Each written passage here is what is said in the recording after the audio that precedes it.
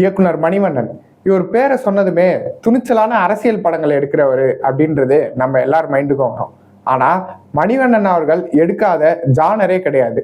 அவரு எல்லா வகையான படங்களையும் தமிழ் சினிமா கொடுத்திருக்காரு. இப்போ வரைக்கும் ஒரு அரசியல்வாதிய அமைதிப்படை அமாவாசையோட கம்பேர் பண்ணி நம்மளால பார்க்காம இருக்கவே முடியாது. அந்த அளவுக்கு அதிரடி தாக்கங்களை தமிழ் சினிமால ஏற்படுத்தின அமைதிப்படை திரைப்படத்தை இயக்குன அதிரடி இயக்குனரான நம்ம மணிவண்ணன் அவர்களை பத்தி தான் இந்த வீடியோல பார்க்க போறோம். மறக்காம இந்த வீடியோவை லைக் பண்ணிட்டு நம்ம சேனலை சப்ஸ்கிரைப் பண்ணி சப்போர்ட் பண்ணுங்க.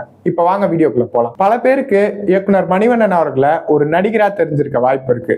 ஆனா அடிப்படையில இயக்குனர் மணிவண்ணன் ஒரு எழுத்தாளர். அவரு முதல்ல பாரதி ராஜா அவர்கள்ட்ட போய் இணைஞ்சதே அவரு எழுத்து மூலயமா தான். பாரதி ராஜா அவர்கள் இயக்குன கிழக்கே போகும் ரயில் திரைப்படத்தை பார்த்துட்டு அந்த படத்தை பத்தி ஒரு கடிதம் எழுதி பாரதி ராஜாக்கு அனுப்புனாரு.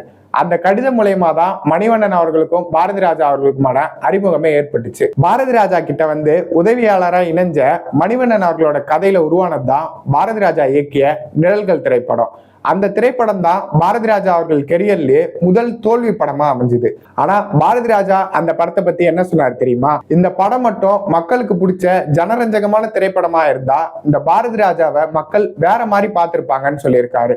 ஆனா அந்த படம் வணிக ரீதியா தோல்வி அடைஞ்சாலும் பல விருதுகளை வாங்கி குமிச்ச படம். அப்படி மணிவண்ணன் அவர்கள் பாரதி ராஜா கொடுத்த முதல் கதையே தோல்வி அடைஞ்சிச்சுன்றதால அதோட அந்த கூட்டணியை பாரதி ராஜா நிறுத்திக்கல. அதன் பிறகு மணிவண்ணன் அவர்களோட கதையில உருவானதுதான் அலைகள் ஓய்வதில்லை அப்படின்ற ஒரு மிகப்பெரிய வெற்றி படம். அப்படி பாரதி ராஜா அவர்களோட இயக்கத்துல மணிவண்ணன் அவர்களோட கதையில வெளிவந்த அலைகள் ஓய்வதில்லை திரைப்படம் கிட்டத்தட்ட 9 தமிழ்நாடு அரசுகள் விருதுகளை வாங்கி குவிச்சுது. அந்த 9 விருதுல 2 விருது சிறந்த கதைக்காகவும் சிறந்த வசனத்துக்காகவும் மணிவண்ணன் அவர்களுக்கு கிடைச்சது. மணிவண்ணன் அவர்கள் முதல்ல இயக்குன திரைப்படம் தான் அது கோபுரங்கள் சாய்வதில்லை தான்.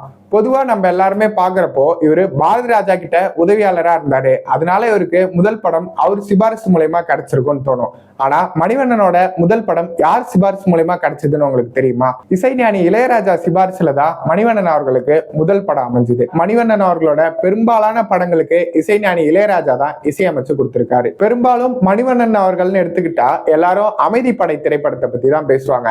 ஆனா அமைதிப்படையை விட பயங்கர பிளாக் பஸ்டர் திரைப்படங்கள் எல்லாம் மணிவண்ணன் அவர்கள் கொடுத்திருக்காரு. அவர் இயக்கத்துல உருவான 100வது நாள் திரைப்படம் இன்னைய வரைக்கும் ஒரு சிறந்த கிரைம் த்ரில்லர் திரைப்படமா அறியப்படுது. மணிவண்ணன் அவர்கள் சத்யராஜ் நடிப்புல இயக்கிய தோழர் பாண்டியன் திரைப்படம் ஆட்டோ டிரைவர்களோட வாழ்க்கையை பத்தி விவரிச்ச ஒரு திரைப்படம். துமாரா நாம் கியாக அப்படின்னு மணிவண்ணன் கிட்ட கேட்டா நான் பேந்த முடிப்பேன் அப்படின்னு சொன்ன மணிவண்ணன் அவர்கள் 3 ஹிந்தி படத்தை இயக்கியிருக்காருன்னு சொன்னா உங்களால் நம்ப முடியுமா? அவரோட நண்பர் சண்முகத்தோட உதவியோட 3 ஹிந்தி படத்தை இயக்கியிருக்காரு. மொழியே தெரியலனாலும் நடிகர்களோட நடிப்பை வச்சு அந்த காட்சிகளை ஜட்ஜ் பண்ணியிருக்காரு மணிவண்ணன் அவர்கள். ஒரு இயக்குனரா பல வெற்றி படங்கள் கொடுத்தது மட்டும் இல்லாம ஒரு நடிகரா 400 திரைப்படங்களுக்கு மேல நடிச்சிருக்காரு மணிவண்ணன் அவர்கள். அவர் ஏற்று நடிக்காத கதாபாத்திரங்களே கிடையாது. மணிவண்ணன் ஒரு கதாபாத்திரத்துல நடிச்சாரு அப்படின்னு சொல்றதோட அந்த கதாபாத்திரத்துல வாழ்ந்தாரு அப்படின்னே சொல்லலாம். பாரதி ராஜா அவர்கள் ரஜினிகாந்தை வச்சு இயக்குன கொடி பறக்குது அப்படின்ற திரைப்படத்துலதான் மணிவண்ணன் அவர்களை வில்லனா அறிமுகப்படுத்தினாரு. மணிவண்ணன் அவர்கள் அவர் கெரியர்லயே பல பிளாக் பஸ்டர் திரைப்படங்களை கொடுத்திருந்தாலும் அவரு எந்த பெரிய ஹீரோ கூடயும் அந்த அளவுக்கு வேலை செஞ்சதே இல்லை. முழுக்க அவர் கதையையும் திரைக்கதையும் வசனங்களையும் மட்டும் நம்பியே அவர் திரைப்படங்களை எடுத்து பல வெற்றி படங்களை தமிழ் சினிமாவுக்கு கொடுத்திருக்காரு. சத்யராஜ், மணிவண்ணன், கவுண்டமணி இந்த காம்பினேஷனை சொல்லும் போதே நமக்கு சிரிப்பு தானா வரும்.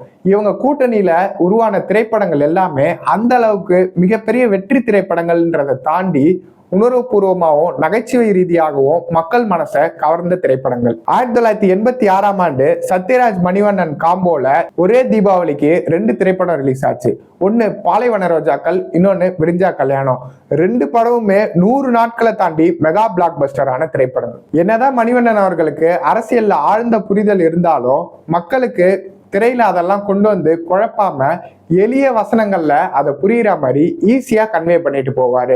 அமைதிப்படை திரைப்படத்துல ஒரு வசனம் வரும். இந்த சாதி கருமாந்திரத்தை யாரு கண்டுபிடிச்சுவேன்? மந்திர மோதிரம் கண்டுபிடிச்சாலும் மந்திரிமார்கள் அதை கட்டியா பிடிச்சிட்டானுங்க. ஒரு மிகப்பெரிய அரசியல் கருத்தை ஒரே வரியில மக்களுக்கு கடத்திருப்பாரு மணிவண்ணன் அவர்கள். இயக்குனர் மணிவண்ணன் அவர்களோட கெரியர்லயே மிகப்பெரிய பிளாக் பஸ்டர் திரைப்படம்னா அது 100வது நாள். அந்த திரைப்படத்தை எடுக்க எத்தனை நாளா இருக்கும்னு நினைக்கிறீங்க?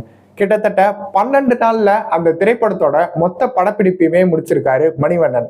அதுக்கு இசையமைச்ச இசைஞானி இளையராஜா அரை நாள்ல அந்த திரைப்படத்துக்கான மியூசிக்கையும் கம்போஸ் பண்ணி கொடுத்திருக்காரு. மணிவண்ணன் அவர்கள் அறிமுகமான அதே வருஷத்திலேயே தொடர்ந்து 3 வெற்றி படங்களை ஒரே வருஷத்துக்குள்ள கொடுத்திருக்காரு. ஒரு நல்ல படத்தை எடுக்க எத்தனை நாள் ஆகும் அப்படின்னு சொல்றப்போ அதிகபட்சம் 50 நாள்ல ஒரு சிறந்த படத்தை எடுத்துட முடியும்னு மணிவண்ணன் அவர்களே சொல்லியிருக்காரு. என்னதான் மணிவண்ணன் அவர்கள் சிறந்த கதையாசிரியராகவும் வசனகர்த்தாவா இருந்தாலும் மற்ற எழுத்தாளர்களை அவர் படங்கள்ல பயன்படுத்துறத அவர் ஒரு நாளும் நிறுத்தினதே இல்லை. அவருடைய பல திரைப்படங்களுக்கு பல எழுத்தாளர்களை வச்சுதான் திரைக்கதையை மணிவண்ணன் அவர்கள் அமைச்சிருக்காரு. இயக்குனர் மணிவண்ணன் அவர்களுக்கு பிடித்தமான பாடல் எதுன்னு உங்களுக்கு தெரியுமா? என்னதான் அவரு இசைஞானி இளையராஜாவோட பல திரைப்படங்கள்ல பல மெகா ஹிட் பாடல்கள்ல வேலை செஞ்சிருந்தாலும் ஊமை விழிகள் திரைப்படத்துல வர தோல்வி நிலையென நினைத்தால் அப்படின்ற பாடல் தான். தீவிர ஈழ ஆதரவாளரான மணிவண்ணன் அவர்கள் அவர் இறந்த பிறகு புலிக்கொடி போத்தி அவர் அடக்கம் செய்யப்படணும்னு விரும்பி இருக்காரு. கமலஹாசன் அவர்கள் இயக்குன விஸ்வரூபம் திரைப்படத்துக்கு தமிழ்நாட்டுல பயங்கரமா எதிர்ப்பு கிளம்புச்சு. அந்த எதிர்ப்பாளர்கள்ல ஒருத்தர் மணிவண்ணன் அவர்களும் தான். கமலஹாசன் அவர்கள் அமெரிக்காவுடைய தொழில்நுட்பத்தை இங்க கொண்டு வரட்டும், ஆனா அமெரிக்காவுடைய அரசியலை இங்க கொண்டு வர வேணாம்னு சொல்லி விஸ்வரூபம் படத்தை எதிர்த்தாரு மணிவண்ணன் அவர்கள். கடைசியா 1995ல கங்கை கரை பாட்டு அப்படின்ற ஒரு திரைப்படத்தை இயக்கிட்டு அதன் பிறகு திரைப்படங்கள் இயக்கிறத நிறுத்திக்கிட்டாரு மணிவண்ணன் அவர்கள். மணிவண்ணன் அவர்களோட 50வது திரைப்படத்தை கேரள அரசாங்கமே பாராட்டி அவங்க சட்டசபையில தீர்மானம் நிறைவேற்றினாங்கன்னு சொன்னா உங்களால நம்ப முடியுமா? 2013ல அவரோட 50வது திரைப்படமான நாகராஜ சோழன் MA அப்படின்ற திரைப்படத்தை அமைதிப்படை பார்ட் 2 இயக்குனாரு. இந்த படத்துல அரசியல் மட்டும் பிரதானமா இல்லாம இந்த படத்துல பழங்குடியினர் நலன்களை பேசினதுக்காகவும் படப்பிடிப்பின் போது சுற்றுச்சூழலை பாதிக்காம படம் பிடிச்சதுக்காகவும் இந்த படத்தை பாராட்டி கேரள சட்டசபையில தீர்மானமே நிறைவேற்றினாங்க. இந்த படம் தான் மணிவண்ணன் அவர்கள் இயக்குன கடைசி திரைப்படம். மணிவண்ணன் அவர்கள் ஒரு இயக்குனரா மட்டும் இல்லாம ஒரு எழுத்தாளரா, ஒரு வசனகர்த்தாவா, ஒரு சமூக செயல்பாட்டாளரா தமிழ் சினிமாக்கும் சரி தமிழ் மக்களுக்கும் சரி அவர் வாழ்க்கையில பல அர்ப்பணிப்புகளை செஞ்சிருக்காரு. இந்த நாகராஜ சோழன் MA அப்படின்ற இந்த திரைப்படத்தோட ஆடியோ லான்ச்ல தான் பயங்கர எமோஷனலா பேசியிருந்தாரு மணிவண்ணன் அவர்கள். நான் முத்துக்குமார் அவர்களை இந்த தலைமுறைக்கு தேவையான நம்பிக்கை கவிஞன் அப்படின்னு பாராட்டி இருப்பாரு. ஒரு தமிழன் எப்படி தமிழ் திரைப்படங்களை இயக்கணும் அப்படின்றத இயக்குனர் ராம பார்த்து கத்துக்கலான்னு மணிவண்ணன் அவர்கள் அவரோட நாகராஜ சோழன் திரைப்படத்தோட ஆடியோ லான்ச்ல சொல்லியிருந்தாரு. அவர் திரைத்துறை வாழ்க்கையில 50 படங்களை இயக்கி 400க்கும் மேற்பட்ட படங்கள்ல நடிச்சு பல திரைப்படங்களுக்கு கதை வசனம் எழுதி ஒரு இயக்குனர் அப்படின்றத தாண்டி ஒரு சிறந்த சமூக சீர்திருத்தவாதியா இருந்திருக்காருன்னு நம்ம சொல்லலாம். மணிவண்ணன் அவர்கள் இயக்குனதுல உங்களுக்கு பிடித்த படம் எது அப்படின்றதையும் அடுத்து எந்த திரை ஆளுமையை பத்தி பேசலாம் அப்படின்ற உங்க கருத்துக்களையும் கமெண்ட் பண்ணுங்க. நன்றி.